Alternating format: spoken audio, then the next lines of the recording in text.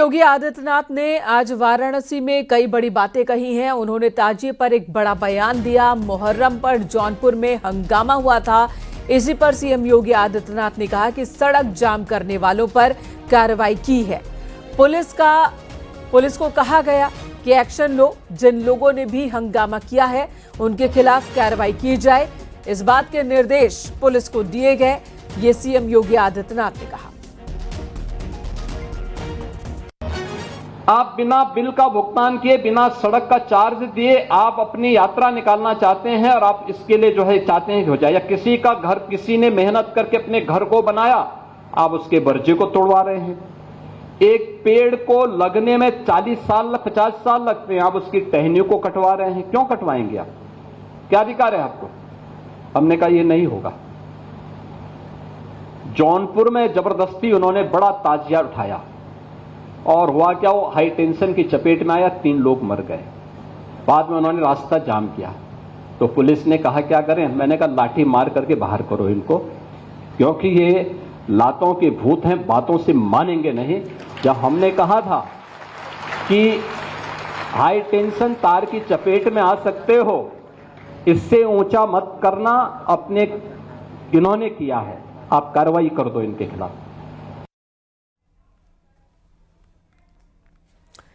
तो नियमों के विरुद्ध ताजिया निकालने वाले और उसके बाद हंगामा करने वाले का जिक्र किया सीएम ने और कहा कि कानून के खिलाफ जाकर अगर आप काम करेंगे तो बर्दाश्त नहीं किया जाएगा। वहीं कांवड़ यात्रा के दौरान सीएम योगी आदित्यनाथ ने कहा कि कुछ लोग हैं जो कांवड़ यात्रा को बदनाम करने की कोशिश कर रहे हैं, कांवड़ियों को बदनाम करने की कोशिश कर रहे हैं।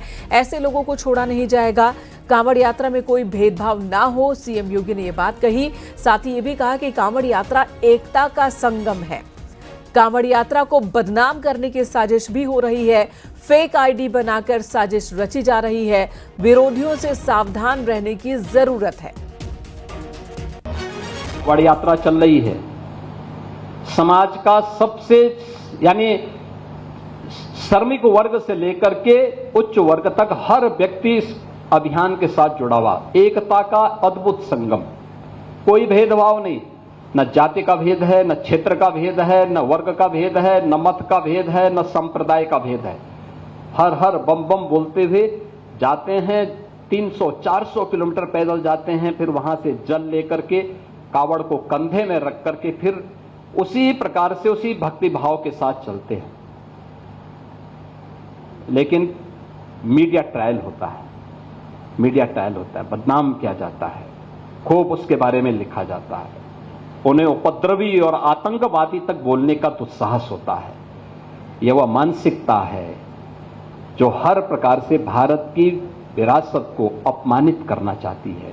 ये वही लोग हैं जिन्होंने जनजातीय समुदाय को भारत से अलग करने का प्रयास किया, उन्हें भड़काने का काम किया, उन्हें भारत के खिलाफ संघर्ष करने के लिए हर स्तर पर षड्यंत्र किए।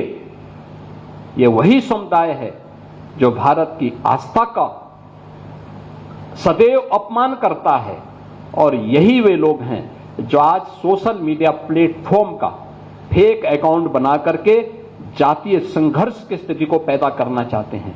इन सब से अगर हम सावधान रह करके अपने आप को सुरक्षित कर सकें, अपने समाज को सुरक्षित कर सकें, तो राष्ट्रीय एकता को संबल प्रदान करने में वर्तमान कि इस भूमिका में हमारी संस्थाएं बड़े भूमिका का निर्वहन कर सकती हैं।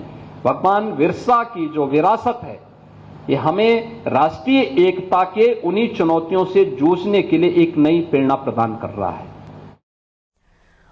और इस वक्त हमारे साथ समाजवादी पार्टी के प्रवक्ता अनुराग भदौरिया और बीजेपी के प्रवक्ता आलोक अवस्थी जी जुड़ गए हैं। आप दोनों का बहुत बहुत स्वागत है न्यूज़ 18 पर। सबसे पहला सवाल आलोक जी आपसे ही है।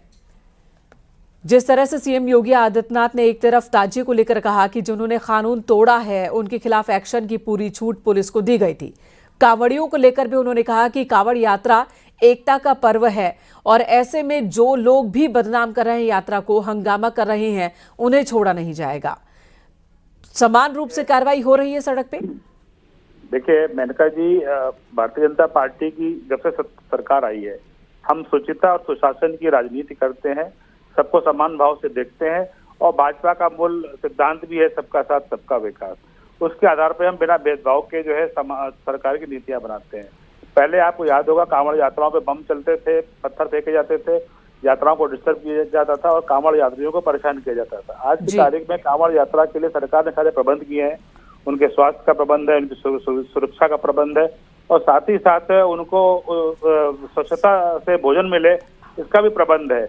लेकिन हमने उस पर प्रतिबंध लगाए हैं कि डीजे जो है एक उसकी हाइट हमने रिस्ट्रिक्शन दिया है, डीजे के वॉल्यूम पे हमने रिस्ट्रिक्शन दिया, जो माननीय कोर्ट का जो आदेश है उस हिसाब से उससे प्रतिबंध के साथ हम काम कर रहे हैं। उसी तरह से ताजियों में भी हमने देखा है कि ताजिए भी कई लोग बहुत ऊंचा बना रहे हैं, जिसकी वजह से हाई टेंशन लाइन के संपर्क पे आने पे वो टूट जाते हैं, जल जाते हैं, लोगों को करंट लग जाता है, कहीं पेड़ लगा रहे हैं, कहीं मकान आ रहे हैं। तो सभी को कानून के दायरे में रह करके अपना त्योहार मनाना चाहिए, अपनी धार्मिक भावनाओं को प्रकट करना चाहिए। सरकार उसमें सहयोग कर रही है, लेकिन जो लोग सरकार आलोक जी, यही सवाल मैं अनुराग भदौरिया जी से भी पूछती हूँ। उन्होंने क्या देखा, उनकी क्या राय है, वो भी जान लेते हैं। अनुराग भदौरिया जी, समान रूप से काम हो रहा है? जो गलत करेंगे, चाहे वो ताजिया में शामिल लोग हों या कांवड़ यात्रा में शामिल लोग हों, उनके खिलाफ कार्रवाई हो रही है, और जो शांतिपूर्ण तरीके से निकाल रहे हैं यात्रा, उनके खिलाफ उनका सम्मान है, स्वागत है और होना भी चाहिए। इसमें नई बात क्या है, मैं समझ में नहीं आया कि कौन सी नई बात बोली गई है जिसका मैं जवाब दूं। वर्षों से कांवड़ यात्रा निकलती आ रही है, वर्षों से निकलती है, कांवड़ यात्रा निकालते हैं। हमने तो सरकार को बोलता था सरकार ग्रीन कॉरिडोर बना दीजिए, जैसे समाजवादी पार्टी सरकार में हमने बनाया था। एक तरफ से कांवड़िया हमारे जाएंगे जिनको किसी प्रकार की कोई दिक्कत ना हो, परेशानी ना हो, हमने बनाया था। तो सरकार को ग्रीन कॉरिडोर बनाना चाहिए था और उनकी सुरक्षा और उनकी रक्षा की जिम्मेदारी सरकार की होती है, सरकार को करना चाहिए। तो इसमें नई बात क्या मुझे समझ में नहीं आई। हम तो बस इतनी से कहते हैं कि जब भी कांवड़ यात्रा आती है या कांवड़ हमारे देश में त्योहार होली दिवाली आता है, ये तो नहीं कि अभी से आ रहा है, वर्षों से आदि कब से आ रहा है, जब से इस देश के अंदर में सनातन है, जब से हिंदू धर्म को मानने वाले लोग हैं, तब से हो रहा है ना होली दिवाली कांवड़ यात्रा और दूसरों के जो त्योहार जी। फेक आईडी बनाकर कुछ लोग यात्रा को, कांवड़ियों को बदनाम करने की साजिश भी कर रहे हैं। कल ही एक व्यक्ति पकड़ा गया था जो हिंदू नाम बताकर लंगर में मौजूद था, बाद में पता चला कि वो मुस्लिम है और कांवड़ यात्रा लेकर भी नहीं आया था। तो इस तरह के मामले भी सामने आ रहे हैं। तो इस तरह मामले तो सरकार को कार्रवाई करनी चाहिए ना। इस तरह के मामले आएंगे तो कार्रवाई करने की बजाय हल्ला थोड़ी मचाना है, आपको कार्रवाई करनी है। कोई व्यक्ति अगर इस तरह की कार्रवाई, इस तरह की काम करेगा, इस तरह का अगर कानून व्यवस्था बिगाड़ने की कोशिश करेगा तो उस पर तो कार्रवाई होनी चाहिए ना। भाई देखिए, मेरा कहने का मतलब क्या है कि भारतीय जनता पार्टी इसका राजनीतिकरण क्यों कर रही है। भाई धर्म तो आस्था का विषय है, कानून व्यवस्था को बनाए रखने की जिम्मेदारी आपकी और किसकी, हमारी थोड़ी है। भाई आपकी सरकार तो आप कानून व्यवस्था बनाएंगे ना इस समय। जी आलोक जी, राजनीति क्यों हो रही है? कांवड़ यात्रा पहले भी निकलती रही है, मुहर्रम पहले भी निकलता रहा है। मुहर्रम के दौरान आप कह रहे हैं कि हंगामा करने वालों पर सख्त कार्रवाई हो। कांवड़ यात्रा के दौरान अगर कोई हंगामा करते हैं तो विरोधियों की साजिश है। तो इस तरह की राजनीति क्यों? मेनका जी, समाजवादी पार्टी के प्रवक्ता के मुंह से कैसे फूल झड़ रहे हैं। यही जब ये सत्ता में थे, तो सत्ता में तमाम हमारी यात्राओं पे, शोभा यात्राओं पे दंगाई जो है, पत्थर फेंकते थे, बम फेंकते थे और तमाम जगह दंगा हो करते थे। कई लोगों की हत्या भी करी गई है। कांवड़ यात्रा हो, हमारे यहाँ दुर्गा पूजा की यात्रा हो, गणेश विसर्जन की यात्रा हो, हर यात्रा में, रामनवमी की यात्रा हो, हर यात्राओं में समाजवादी पार्टी की सरकार में उन यात्राओं को डिस्टर्ब किया जाता था, हमले किए जाते थे, पथराव होता था। अभी बहराइच में भी अपने हाल में देखा होगा कि पथराव करके और गोली मार करके एक दंगाइयों ने मारा एक व्यक्ति को। समाजवादी पार्टी का कोई व्यक्ति वहां नहीं गया उसको देखने के लिए। वही संबंध में आपसी विवाद में गोलियों से लोग मारे गए, समाजवादी पार्टी 5 लाख रुपए का मुआवजा देकर के आई। मुजफ्फरनगर दंगे की अगर हम बात करेंगे तो 50 लाख रुपया मुआवजा दिया मुसलमानों को मरने पे, और हिंदू मरा तो 2 लाख रुपए का दिया। तो ये भेदभाव सरकार में रहते हुए जनता को ये करते थे। आज की सरकार हमारी जो है सबके साथ समान व्यवहार करती है, सबको सुरक्षा देती है और किसी की हिम्मत नहीं है कि दंगा करे। दंगाई का तो घर हम तोड़ कर देते हैं और दंगाई से नुकसान। ठीक है, अनुराग जी अपनी बात कीजिए, रखिए। अच्छी बात की। देखो, हमें बताने की जरूरत नहीं पड़ी। भारतीय जनता पार्टी अपनी पोल खुद ही खोलने लग जाती है। अब तो समय ऐसा आ गया है कि बीजेपी खुद ही बोलने लगी है कि दंगा होते हैं।